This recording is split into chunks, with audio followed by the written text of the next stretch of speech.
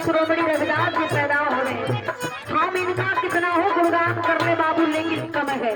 इनकी महिमा बहुत अपरंपार है। कहना है क्या? धरती में लेके आवता,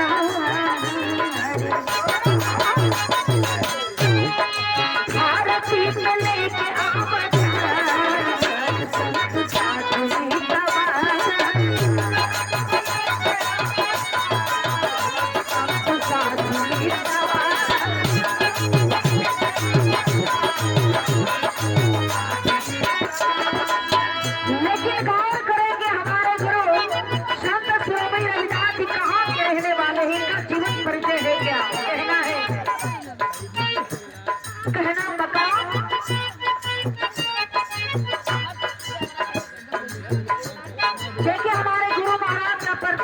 लीजिएगा।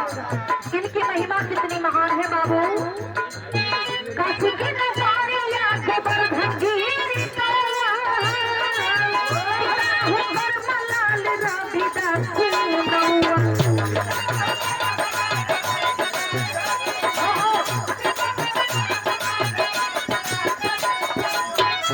अरे जन्म लेके कैले गुला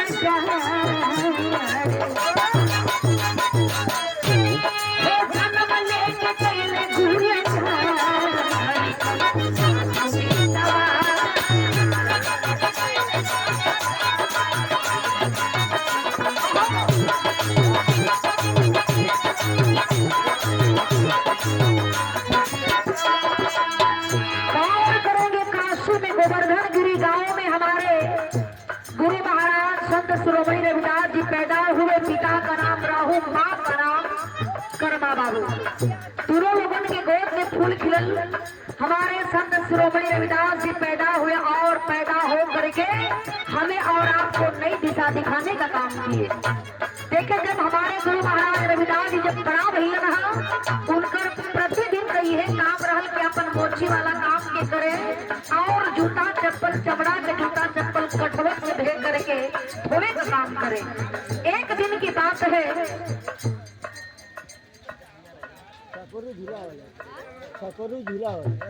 और सकुरी झूला वाले आपके द्वारा सम्मान किया गया। 50 रुपया दे करके बहुत बहुत आपका तहे दिल से सम्मान और स्वागत करते हैं। बहुत बहुत धन्यवाद। एक दिन की बात जो काशी के राजा है, होता है क्या?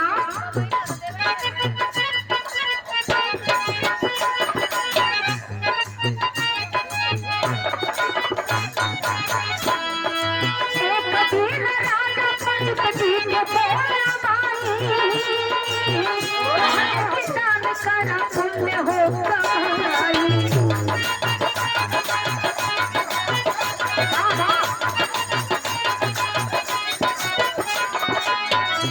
अरे सोना दान गंगा के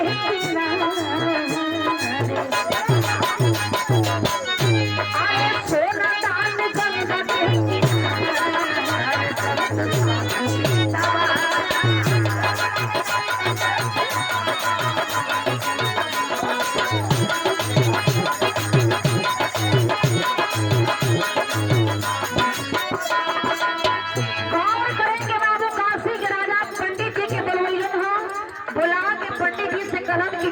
के गंगा माई के तनी हाई सोना दान कर दो। सोना दान कर देवा बड़ा हमने के पुण्य कमाए के हो। आदेश बता करके पंडित जी सोना ले ले और गंगा माई के दान करे खातिर चलत हम बाबू। लेकिन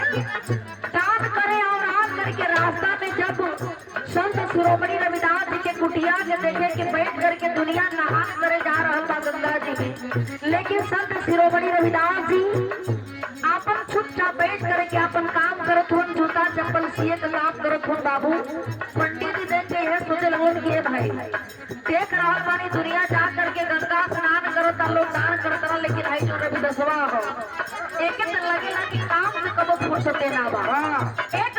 तो हुआ है क्या?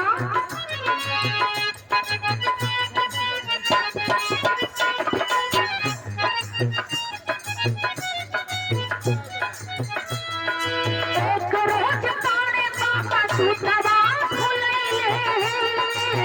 धीरे धीरे पहुंची रविदास लगे।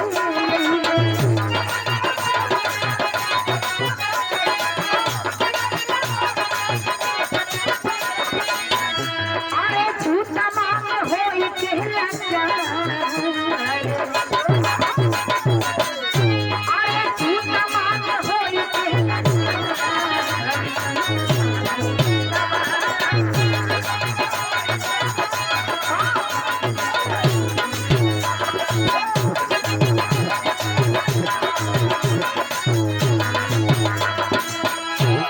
गौर करने भी जाते जाते पंडित जी अपन जूता भुला गइलन।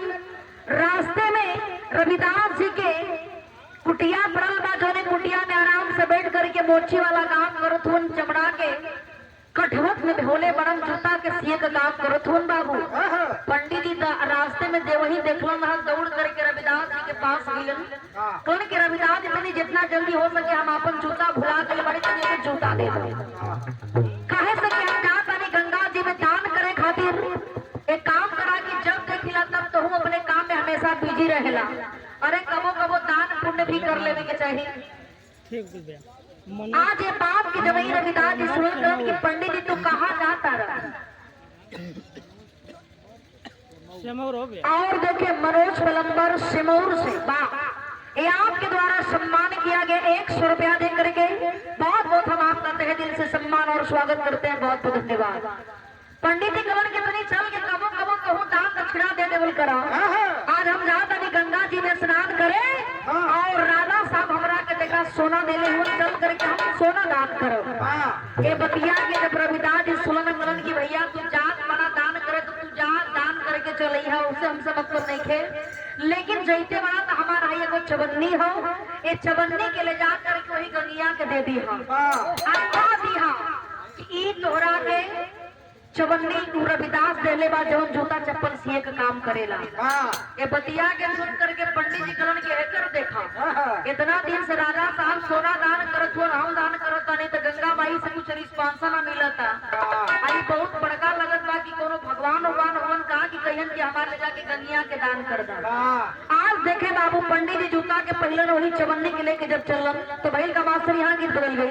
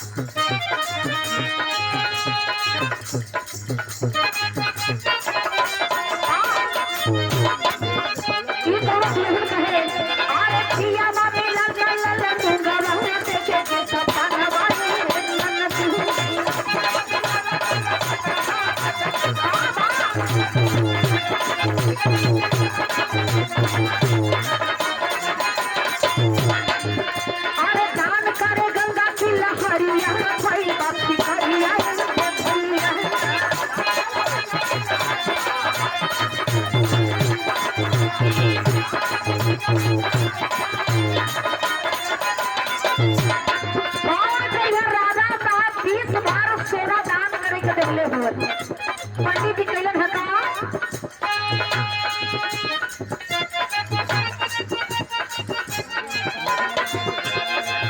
भर सोना जब दान कही दिहाले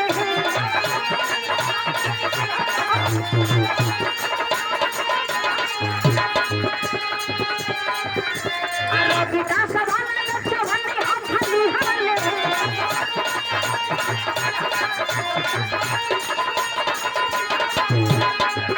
और कहले वही मोची के भिखारिया भाई बात भिखारिया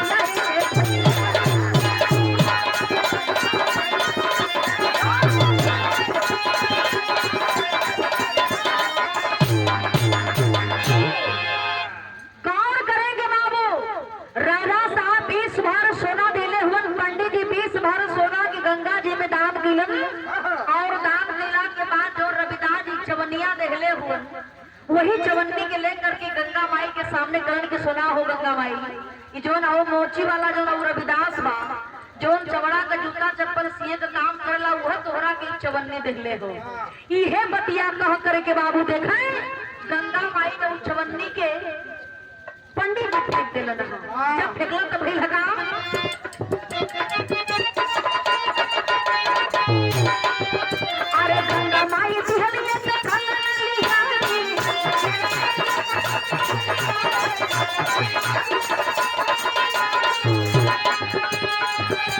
कहीरा की दान के बेटी हने जानी अरे लेकी राजा को दिया या नारिया भाई बापी कहिया रे भैया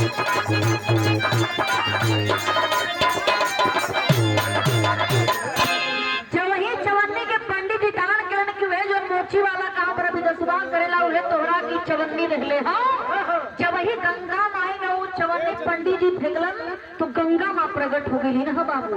बड़ा प्रसन्न बाड़ी और अपने साथ में एक सोने का कंगन लिया करके और पंडित जी के देही न तलीन की ले जा करके कंगन के रविदास जी के दे दी हाँ और कह दिया कि गंगा माई देखने वाली और नसरतपुर से नगीना प्रधान जी के द्वारा सम्मान किया गया 50 रुपया दे करके बहुत बहुत हम आपका तहे दिल से सम्मान करते हैं स्वागत करते हैं सब लोगों के बहुत बहुत प्रणाम गौर करिहन बाबू देखिए आखिर में जब पंडित जी कंगन के पोलों में पास करके अपने मन में सोचे लगन के रे बाप यहाँ राजा साहब का 20 भर का देहल हम सोना दान कही तो कुछ फायदे ना भया लेकिन वो रविदास का जब वही चवन्नी गंगा माई में फेंकली तो गंगा माई एक कंगन के लिए आके देख ले बाड़ी वो कंगन इतना खूबसूरत बाबू के देख करके पंडित जी सोचलो ना कि कंगनवा रविदास ना करिए रविदास के ना देख करके वो सीधे राजा साहब के ले जा करके देते करण की ला एक कंगन के पास करके राजा साहब वो कंगन के रानी साहिबा के जब दिलन हम तो रानी साहिबा देख करके बड़ा प्रसन्न भइली करण की राजा साहब एगो कंगन है ये कंगन का जोड़ा लगा था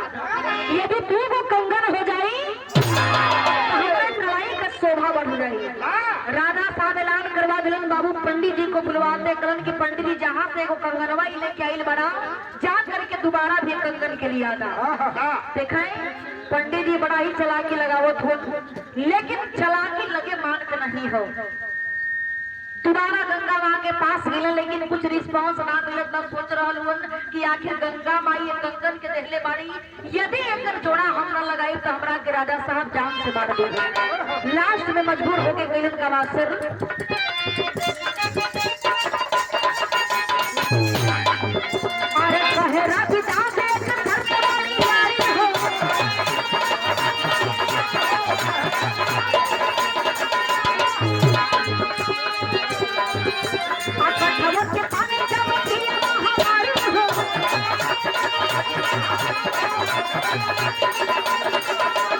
अरे छुट जाए छुटाया छुटारिया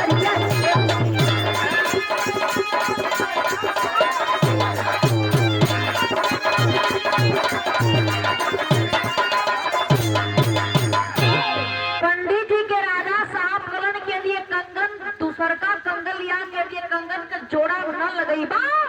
तो हम तोहरा के सूली पर चढ़वा दे पंडित जी के कहूँ दिमाग काम नहीं के करता सोचे लगल कि आखिर हम दोबारा एक कंगन लाई तो लाई कैसे दौड़ करके बाबू अंत में मजबूर हो करके रविदास जी के पास में पंडित जी गइलन सारी व्यथा के बतौलन कि हम आपके साथ बहुत बढ़िया छल कैले बानी 20 बार सोना दान करी तो गंगा माई एको बार प्रकट ना भइलिन जैसे ही त्योहार हम चवन्नी गंगा माई के दान करी ना तो गंगा माई प्रकट होकर के हमरा के वो कंगन देहलीन अब कहने की रविदास के ले जा करके दे दी हाँ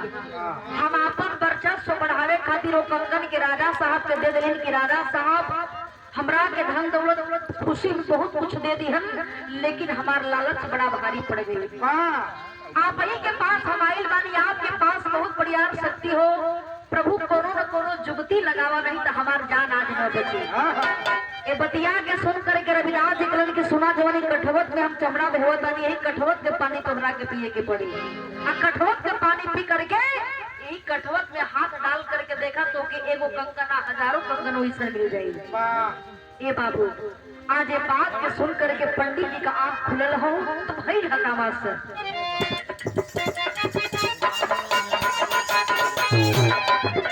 अरे पीला माने कंगन में खोजला कंगन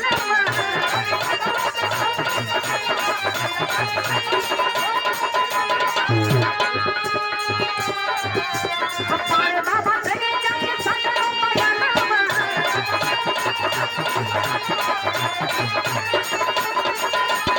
अरे भले राती डांस में तैयारी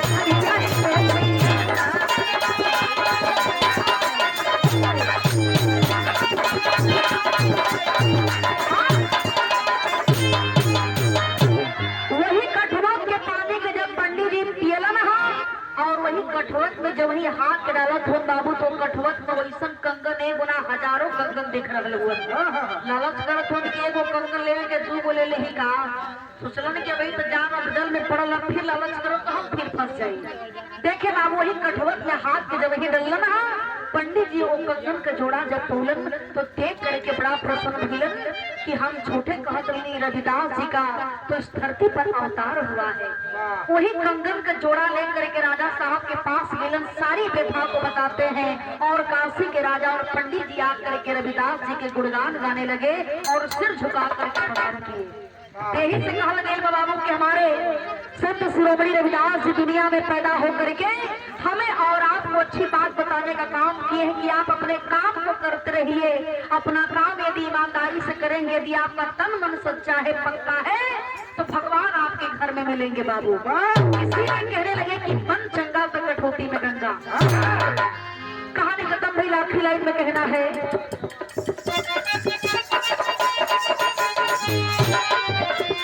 गुरुवर बिहारी गुरु रम